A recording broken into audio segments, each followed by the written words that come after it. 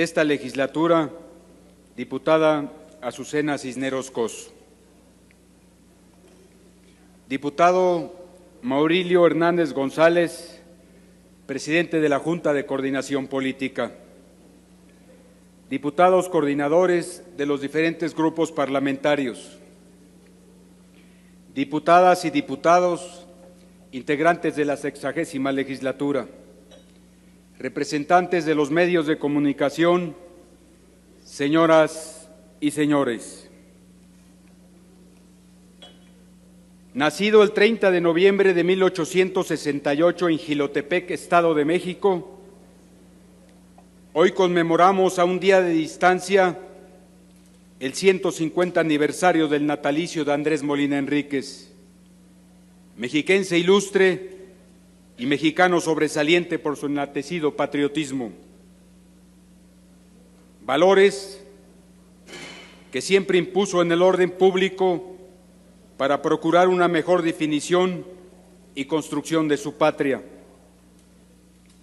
Hijo del diputado y notario Anastasio Molina y de Francisca Enríquez de la Cabrera, ingresó a los 12 años al Instituto Literario de Toluca, donde estudió el bachillerato. Posteriormente, en la Ciudad de México, se recibió como escribano e inició sus estudios como abogado.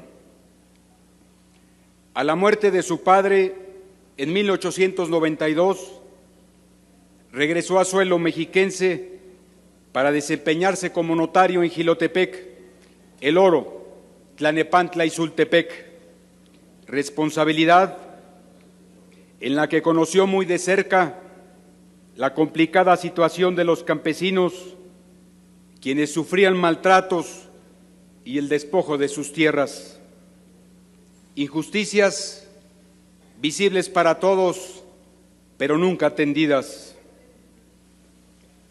En 1898, al regresar al Instituto Literario de Toluca para ejercer como profesor y concluir sus estudios en Derecho, el joven Molina Enríquez recibió una formación educativa basada en las corrientes positivista y liberal, pero fue hasta 1906 cuando llamó poderosamente la atención de los políticos e intelectuales de la época al ganar con su libro Juárez y la Reforma un certamen literario nacional que conmemoró el centenario del natalicio del licenciado Benito Juárez García. Ya con la atención puesta en sus letras y en un escenario donde pocos actores políticos y sociales sometían al dominio público la urgente necesidad de emprender una reforma profunda en favor del campo, Andrés Molina Enríquez empleó los medios impresos para introducir en el ámbito nacional el debate sobre la transformación política, social y agraria que México requería para consolidarse como una nación desarrollada, siempre defendiendo y practicando la libertad de expresión. Colaboró con numerosos artículos políticos, sociales y antropológicos en periódicos de circulación local y nacional.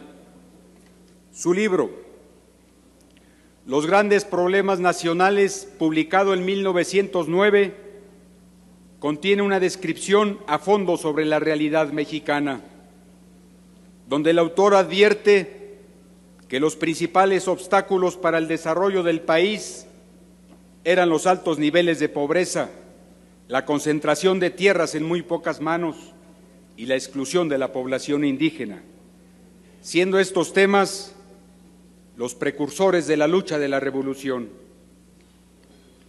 Para muchos académicos nacionales y extranjeros, su obra literaria representó el inicio de los estudios sociológicos en México, al grado que el contenido de los grandes problemas nacionales fue considerado como la Biblia de la Revolución, y su autor Molina Enríquez ha ostentado títulos como el precursor de la revolución, el sociólogo de la revolución o inclusive el Juan Jacobo Rousseau de la Revolución Mexicana. Su libro ha sido calificado como la obra sociológica más notable de nuestro país, ya que abordó la evolución histórica de la propiedad y el régimen de la tierra, lo cual favoreció las clases sociales dominantes, desde las culturas prehispánicas hasta la conquista y el México posindependiente. Las tierras fueron repartidas entre los vencedores, quedando la población restante sujeta a trabajar bajo condiciones similares a la esclavitud.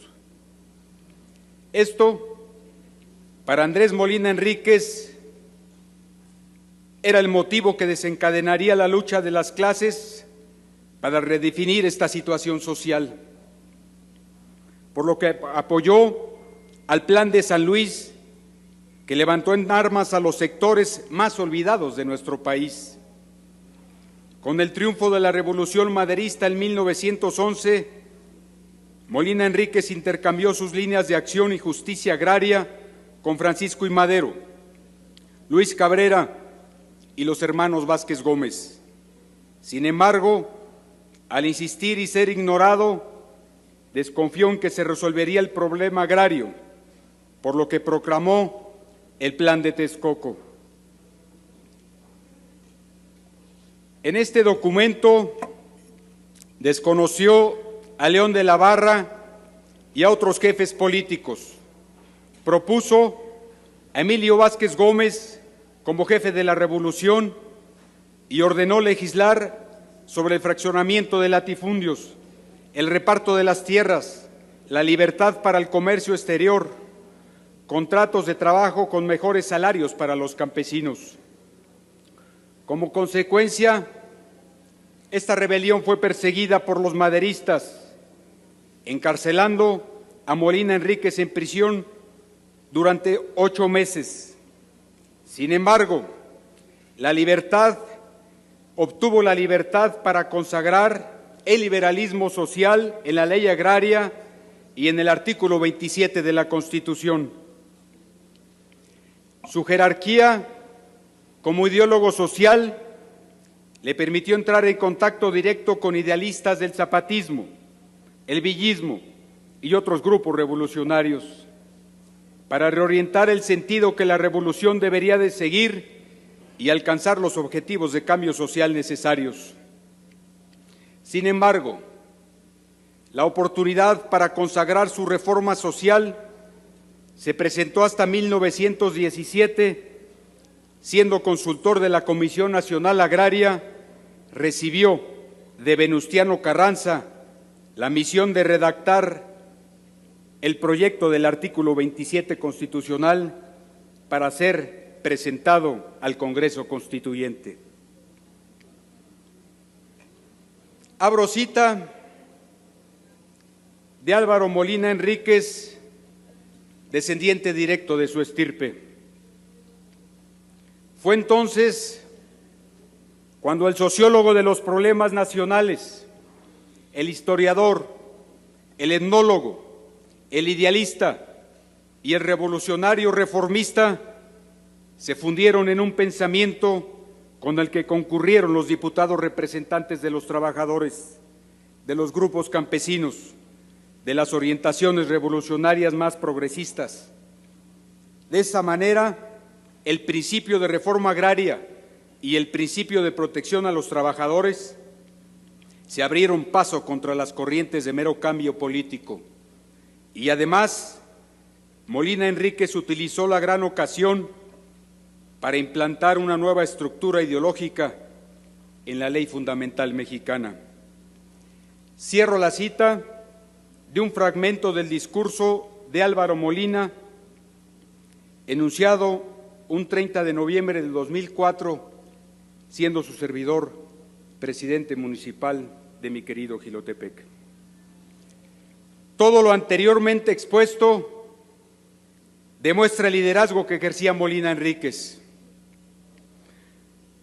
condición que le facilitó impulsar con firmeza y diplomacia las prioridades de la reforma agraria en la Constitución de 1917, las cuales consistieron en expropiar los latifundios mediante la indemnización con el objetivo de crear pequeñas propiedades,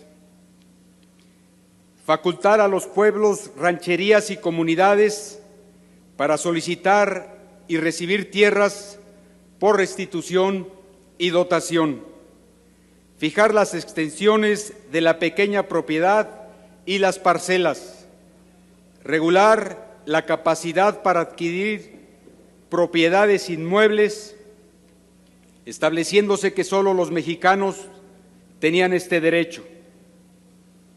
Se condicionó a los extranjeros y a la Iglesia.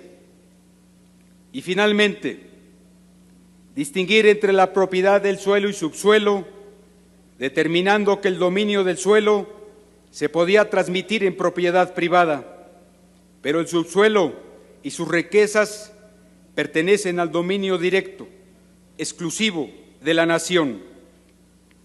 Este principio resulta fundamental hasta nuestros días.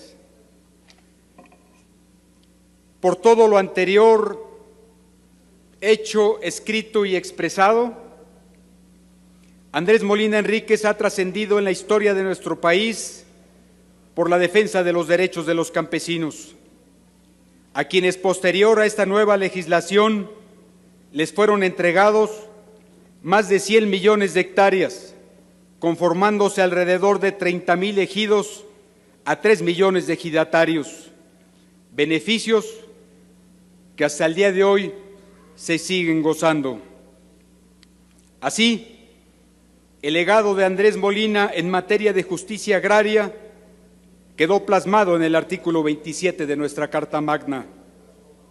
Su ideología reformista de justicia social lo colocan a la altura de patriotas de la Revolución Mexicana como Ricardo Flores Magón, Francisco I. Madero, Venustiano Carranza, Emiliano Zapata, Francisco Villa, Isidro Fabela, por mencionar algunos.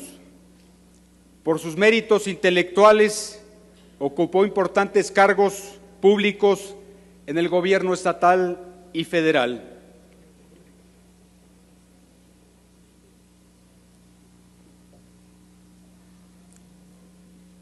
Diputadas y diputados, con la transmisión de su notable ejemplo, hoy nos corresponde a nosotros legislar y dar continuación a su obra para apoyar al campo y a sus productores, dotar de herramientas y tecnologías, acercar insumos que incrementen su productividad, brindar preparación y capacitación que eficienten su trabajo y atraer mercados para la comercialización directa de su producto.